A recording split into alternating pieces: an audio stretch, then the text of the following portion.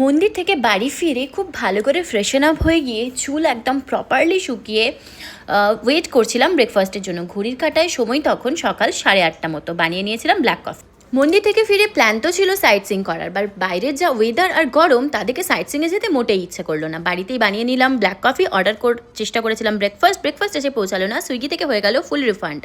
তার পরিবর্তে আমরা একেবারে ব্রাঞ্চই অর্ডার করে নিলাম। ব্রাঞ্চে নিয়েছিলাম এগ কারি, রাইস, চিকেন 65, ডাল এবং ইত্যাদি অনেক কিছু। এরপর এসি রুমে বেশ চিল করে ঘরটা সারা দিন ঘুমিয়েছি। অ্যান্ড বিশ্বাস করো, ঘুম থেকে উঠে আমরা বেরিয়েছিলাম জাস্ট লোকাল মার্কেট ঘুরতে, অ্যান্ড সেখান থেকে কিনে এনেছিলাম সহস্র খাবার দাবার।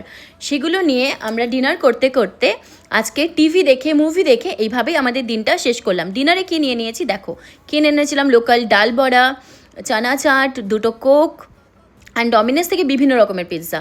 তো থ্যাংক ইউ সাথে থাকার